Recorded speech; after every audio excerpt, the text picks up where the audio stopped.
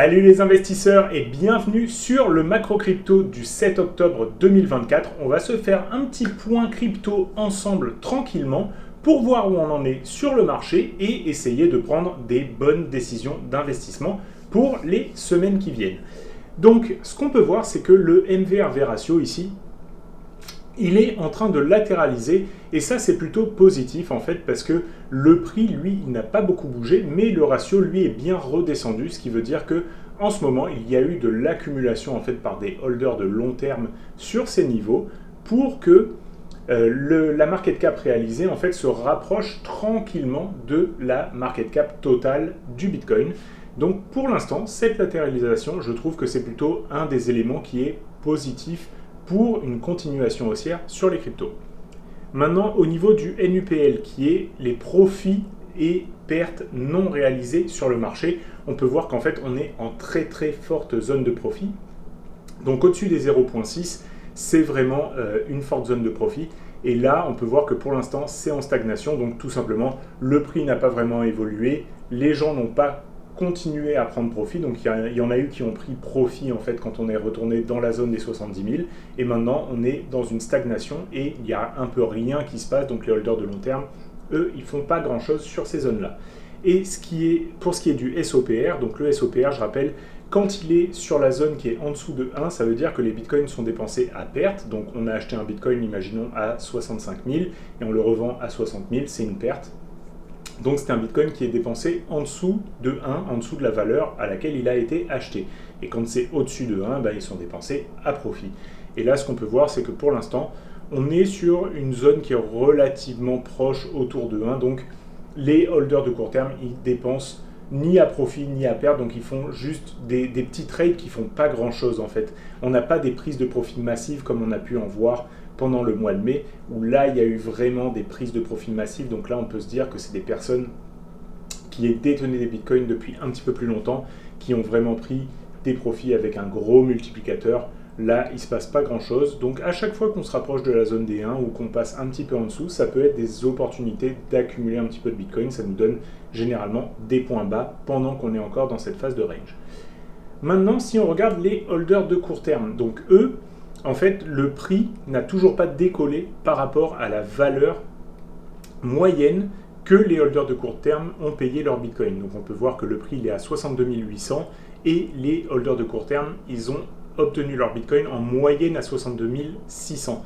Donc ici, il y a encore de la pression qui peut se faire à la vente parce que dès que le prix va baisser, quand il remonte au prix moyen d'achat, les holders de court terme peuvent vouloir revendre leur Bitcoin pour ne pas rester dans des positions perdantes. Donc ça, c'est une chose qu'il faut considérer du côté un petit peu moins bull, c'est qu'on aimerait voir le prix en fait commencer à s'écarter de la moyenne réalisée par les holders de court terme pour que ça les engage en fait à acheter plus de Bitcoin puisqu'il y a une tendance haussière qui est claire. Là pour l'instant, pas de tendance haussière claire, donc on ne peut pas vraiment dire que ça attire des nouveaux investisseurs.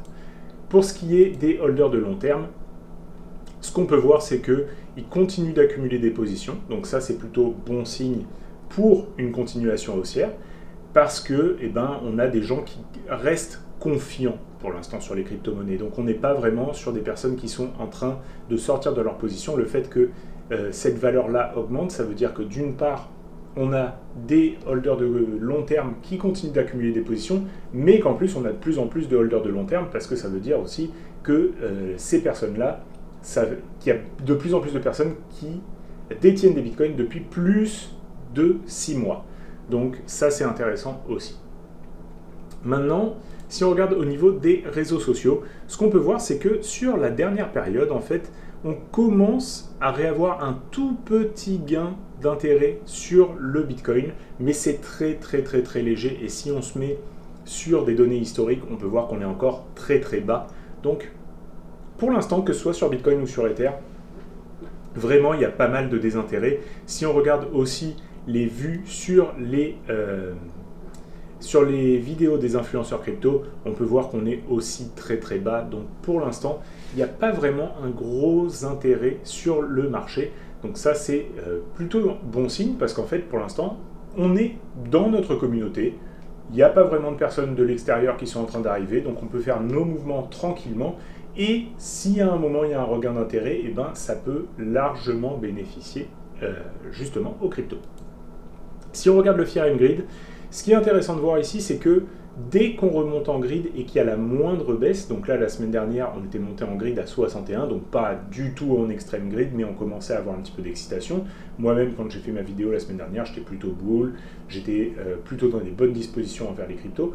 Et là ce qu'on peut voir, c'est que dès qu'il y a la moindre baisse, bam, on retombe tout de suite dans des niveaux neutres, voire des niveaux de fear.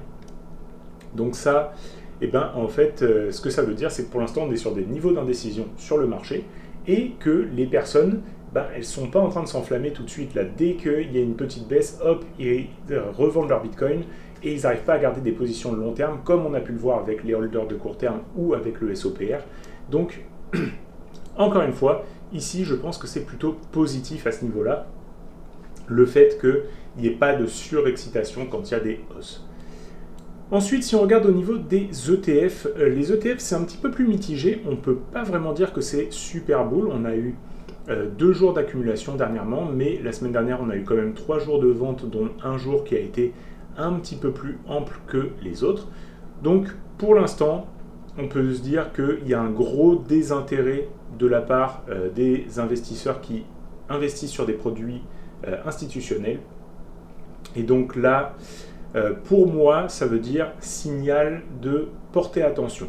On n'est pas dans une vente massive, donc il n'y a pas de danger, mais en même temps, on n'est pas non plus dans un intérêt prononcé. Donc ça, moi je dirais qu'il vaut mieux regarder tranquillement ce qui va se passer.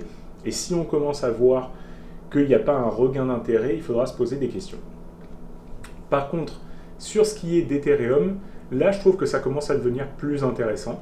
Parce que ce qu'on peut voir, c'est que cette tendance à la vente, elle est toujours là. Il y a quand même des grosses sorties d'Ether, mais c'est quasiment que sur le fonds de Grayscale.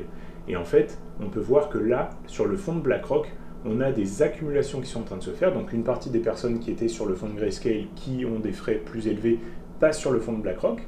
Mais on a aussi quelques journées qui sont en net positif, qui commencent à arriver, et il y en a de plus en plus en fait. Alors qu'avant, c'était que des sorties. Donc ça, pour moi, ça veut dire qu'il y a un petit regain d'intérêt sur l'Ether de la part d'investisseurs qui sont plutôt avertis, qui étaient dans des fonds de Grayscale depuis assez longtemps, donc des personnes qui avaient quand même des gros portefeuilles, qui avaient accès à ce genre de fonds. Et à mon avis, il faut bien garder ça à l'œil. Donc Ethereum, il y a peut-être quelque chose à faire avec. Je suis pas convaincu à 100% parce que pour l'instant on va le voir par la suite sur le graphique, c'est pas très très joli, pas très encourageant, mais on peut voir qu'il y a des personnes plutôt averties qui sont en train de s'y intéresser. Au niveau du marché chinois, on peut voir que sur les ETF, il n'y a rien qui se passe, donc pour l'instant on ne va pas être sauvé par les Chinois. Pour ce qui est des liquidations, donc on peut voir que les liquidations qu'il y avait à faire au sud sur la journée, elles ont été faites, donc on a été chercher cette poche de liquidation. On peut continuer à aller chercher tout ce qu'il y a en dessous de cette poche, donc dans les 60 000, mais ça me paraît pas si probable que ça. Et par contre au-dessus, dans la zone des 64-65 000, on a des liquidations à aller chercher au nord. Donc si on continue dans un range comme ça, j'imagine que aller rechercher ces liquidations au nord, ça paraît assez judicieux. Maintenant, si on se met sur l'échelle de la semaine, ce qu'on peut voir, c'est qu'on a bien été chercher les liquidations au nord, et maintenant, on est en train tranquillement de redescendre, et on a une grosse poche de liquidation dans la zone des 59 000, 60 000. Donc ça, c'est quelque chose qu'il va falloir quand même regarder attentivement. Moi, c'est vraiment une zone où je veux voir le prix rebondir. La zone des 60 000, c'est notre ancien bad range. Je veux que le prix tienne cette zone des 60 000. Donc là, si on commence à vraiment voir le prix attaquer là-dedans et les liquidations fueler en fait une baisse, je ne serais pas très très heureux de voir ça. Et maintenant, si on se met sur le mois, ce qu'on peut voir, c'est qu'en fait, la semaine dernière, on a vraiment eu des belles attaques à la hausse, et là, on est allé en fait reliquider toutes les positions qui étaient rentrées ici sur le bad range. Donc on est allé vraiment les liquider. Et là, pour l'instant, le prix a réussi à rebondir sur la zone des 60 000. Donc là, on peut penser qu'il y a quand même des portefeuilles qui sont capables de repousser le prix pour ne pas aller se faire liquider. Donc, la zone des 60 000, elle a l'air d'être plutôt solide avec des acteurs qui sont capables de défendre les prix et on a quelque chose d'assez juteux en fait dans les 66-67 000 à aller chercher. Donc pour moi, je reste plutôt dans un biais haussier. D'ailleurs, cette semaine, quand on a eu la baisse, la semaine dernière, pardon, quand on a eu la baisse dans les 60 000 $, quand j'ai vu le rebond se profiler, j'ai repris des positions sur les 61 000 $ et je suis maintenant à 100% d'exposition sur le portefeuille crypto. Je peux totalement avoir tort, donc c'est pas du tout un conseil en investissement. Si ça repasse sous les 58 000, je déclarerai que j'ai eu tort et je prendrai ma perte. Mais pour moi, le fait qu'on ait eu un rebond ici et qu'on voit qu'il y a des personnes qui sont capables de repousser le prix, ça m'intéresse pour essayer d'aller chercher cette zone des 67 000, 68 000, 69 000, 70 000 $, qui serait le haut de range qu'on n'a pas revisité depuis un bon moment. Donc je pense que là, il y a de l'intérêt ici. Maintenant, si on regarde les Google Trends, on peut voir qu'on est toujours dans un fort désintérêt sur les cryptos, donc rien de nouveau ici. C'est le calme plat, ni sur les cryptos, ni sur Ethereum, ni sur Bitcoin. Donc pour l'instant, il n'y a rien à voir du côté de l'excitation du public qui pourrait revenir sur les cryptos. Et maintenant, on va regarder les graphiques en commençant par la dominance du Bitcoin. Donc ce qu'on peut voir, c'est que sur la dominance du Bitcoin, on est repassé à 58%. Donc ça, c'est ce que j'indiquais la semaine dernière. On avait des premiers signaux qui nous montraient qu'on avait peut-être une faiblesse sur la dominance et un retour potentiel d'une haute saison. Là, pour l'instant, ça s'est complètement fait canceller. On est remonté tout de suite sur le niveau des 58. Donc le Bitcoin reste la priorité. Donc c'est pour ça que j'indiquais que c'était un tout début de signal et qu'il ne fallait pas s'enflammer tout de suite. Et là, on voit déjà que on a ce retour sur le point haut qu'on a vu ces dernières semaines. Donc pour l'instant, prioriser le Bitcoin, même si du côté des altcoins, on a pu le voir, il commence à y avoir quelque chose qui est en train de se passer. Mais ça va vraiment être du cas par cas, du sélectif. Donc pour ma part, je suis plutôt OK à m'exposer sur quelques positions en altcoin tranquillement pour commencer à construire une position en vue d'un marché haussier qui pourrait suivre. Mais pour l'instant, clairement, le Bitcoin est à prioriser dans les portefeuilles. Maintenant, si on regarde un petit peu le graphique du Bitcoin, ce qu'on peut voir, c'est que déjà, on va regarder la clôture mensuelle qui s'est faite. La clôture mensuelle, ça a été un beau sauvetage en fait de ce point bas. Donc là, pour l'instant, on voit qu'on a des énormes mèches en monthly qui sont allées chercher ces niveaux de VWAP ancrés. Donc là, le niveau des VWAP ancrés qui est là, entre les 52 000 et les 58 000, c'est notre zone de support qu'il faut absolument conserver pour pouvoir voir le prix repartir à la hausse. Si on commence à rentrer à l'intérieur de cette zone-là, ça ne va pas être très très positif et ça sera plutôt un signal baissier, mais pour l'instant, ça a bien rebondi sur ces zones-là et ça prouve qu'il y a un fort intérêt de la part des investisseurs sur ces zones. Maintenant, si on regarde en weekly, ce qu'on peut voir, c'est qu'on a bien réintégré dans le range précédent et on commence tranquillement à consolider dans ce range avec une mèche ici qui nous indique que justement les bulls arrivent à contrôler le prix pour le faire rester dans la zone des 60 000 $. Donc moi, je veux vraiment voir cette zone des 60 000 tenir pour continuer à vraiment tenir mes positions sur les cryptos. Donc j'ai vraiment mis ma dernière cartouche sur cette zone-là. Et si on commence à clôturer en dessous, et bien là, j'attendrai d'avoir des meilleures offres, peut-être sur les 52 000, voire même en dessous sur la zone des 45 000. Pour l'instant, il n'y a rien de tout ça dans le graphique, donc je vais continuer à être haussier pour le moment. Et puis, si on regarde en daily, pour l'instant, ce qu'on peut voir, c'est qu'on est retourné dans une tendance haussière. Donc on fait des plus hauts sommets, plus hauts creux. Là, on vient de faire un nouveau plus haut creux et on va voir si le prix arrive à nous faire un nouveau plus haut sommet. On a bien sûr cette zone des 65 000 $ qui est le milieu de range précédent, qui fait une grosse résistance. Donc il va falloir aussi qu'on arrive à casser cette résistance et une consolidation en dessous de la résistance, c'est généralement un très très bon signe de potentielle cassure de la résistance. Par contre, on peut voir ici qu'on a eu quand même des volumes élevés au moment où on a rejeté. Donc ça, c'est quand même quelque chose qu'il faut considérer comme signal baissier potentiel.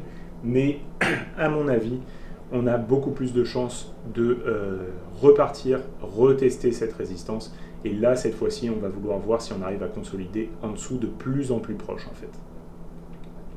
Maintenant, si on regarde un petit peu Ether contre le Bitcoin. Ether contre le Bitcoin, malheureusement, on n'arrive même pas à tenir cette zone. Donc j'avais montré que c'était une zone historique où le prix avait rebondi. Pour l'instant, on arrive péniblement à tenir dessus et on voit que les bears continuent à progresser, à avoir...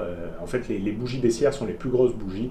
Donc vraiment, l'Ether, pour l'instant, c'est pas du tout dans le graphique qu'il est meilleur que le Bitcoin, même si on a vu qu'il y avait un petit regain d'intérêt de la part des personnes qui investissent sur les ETF, donc de personnes qui peuvent être des investisseurs avec des gros moyens. Là, pour l'instant, clairement, le graphique ne donne pas raison. Donc, tant qu'on n'est pas repassé au-dessus de cette trendline baissière, moi je considère qu'il vaut mieux ne pas surpondérer en Ether, en avoir un peu en portefeuille, c'est ok, j'en ai, mais clairement, par rapport à la surpondération que j'avais avant, quand on était dans cette zone-là, je suis maintenant beaucoup plus surpondéré en Bitcoin.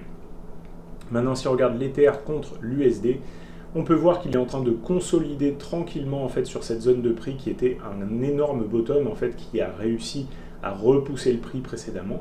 Donc là, vraiment, c'est une zone d'intérêt. Moi, j'ai rien contre le fait d'accumuler des positions dans cette zone-là. C'est plutôt une bonne zone de prix. Après, on va devoir voir si l'Ether arrive à reprendre une tendance haussière. Et puis, pour ce qui est des altcoins, en fait, j'ai pas grand-chose à dire aujourd'hui. Voilà, j'espère que comme d'habitude, je t'ai été utile avec cette analyse. On se retrouve la semaine prochaine pour une nouvelle vidéo. En attendant, laisse-moi un like, mets un commentaire, abonne-toi à la chaîne et partage la vidéo avec tes amis. Et je te dis à très bientôt!